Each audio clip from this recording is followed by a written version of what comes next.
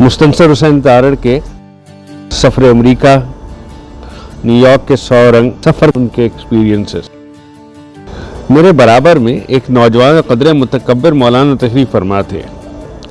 जब आए तो सलाम दुआ के बगैर नशिस्त पर बराजमान होकर तस्बीह में मशगूल हो गए।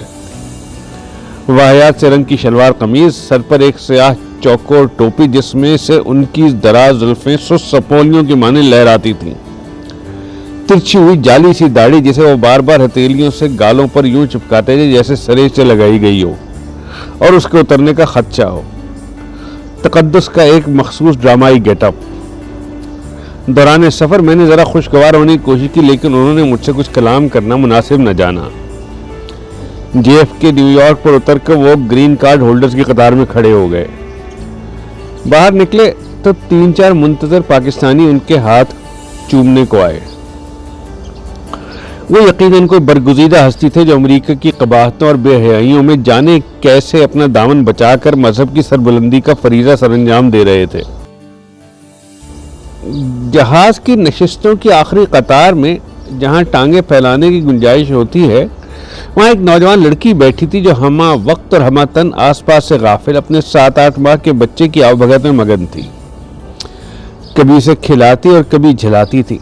वो बच्चा कलकारियां मारते उसके कटे हुए बालों को अपनी मुट्ठी में जकड़ कर खींचता तो दर्द के मारे दोहरी होती हुई भी मुस्कुराती थी और अपने बाल उसकी गिरफ्त से न छुड़ाती थी।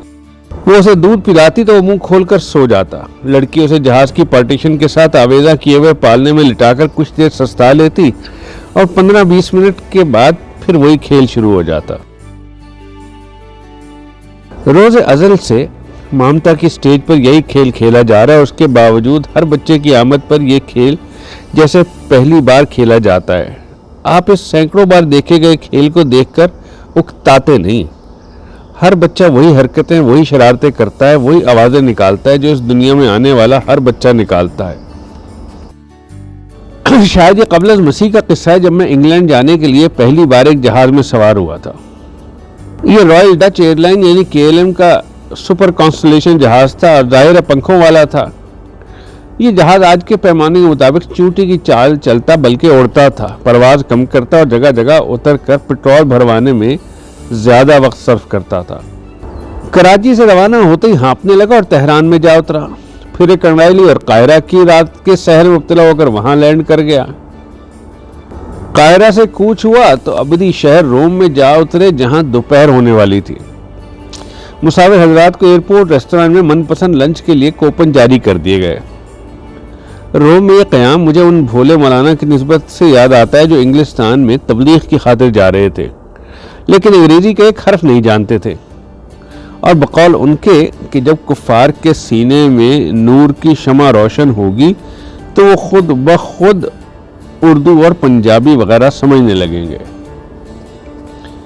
वेटर ने खुराक का मेन्यू सामने रख दिया तो भोले मौलाना ने उसे मेरी जानिब सरकाते हुए कहा, बेटा तुम ये पढ़ सकते हो? मेन्यू शायद फ्रांसीसी या इतालवी ज़बान में था, अंग्रेजी में हरगिज़ न था, लेकिन मुझे यूरोपी खुराक से शगफ के बायस ये मालूम था कि पोले चिकन को कहते हैं और सिर्फ यही एक लफ्ज़ मुझे समझ में आया। बेटा तुम क्या खाओगे? उन्होंने बेचारगी से पूछा। जनाब मैं तो चिकन खाने के बारे में सोच रहा हूँ। ये हलाल है? पता नहीं सर, पोले है जो भी है। फिर तुम वेटर से कहो कि मुझे कुछ सब्जियां ला दे जो तली हुई ना हो, उबली हुई हो। मैं हराम नहीं खाना चाहता। जाहिर है उन्होंने हराम वाला वार मुझ पे किया था। जब हमारा ऑर्डर लाया गया तो उसका मंजर कुछ यूं था। एक बावर्दी वेटर एक ट्रॉली धकेलता हुआ रेस्टोरेंट में दाखिल हुआ। ट्रॉली हमारी मेज के पास आकर रुकती है। उसके ऊपर एक सुनहरी तश्त में भाप उड़ाता एक रोस्ट चिकन है जो गर्म शोरबे भीगा हुआ लज्जत की महक को पूरे रेस्तरां में बखेरता है। चिकन के गिर्द अनवार अक़साम की तली हुई सब्जियां और सॉस हैं। ये तश्तरी मेरे आगे सजा दी गई। फिर वेटर ने झुककर ट्रॉली के निचले हिस्से में से एक प्लेट बरामद की जिसमें चंद मटर के दाने, कुछ नातमासी गाजरें और शलगम वगैरह एक नाखुशी की हालत में उबले हुए पड़े थे। ये प्लेट मौलाना के आगे रख दी गई। جب میں اپنے خستہ اور گرم چکن کے چند پارچے شکم میں اتار چکا اور مولانا ابھی کانٹے سے مٹر کے ایک دانے کا تعاقب کر رہے تھے تو انہوں نے پوچھا، برخوردار یہ چکن ذائقے میں کیسا ہے؟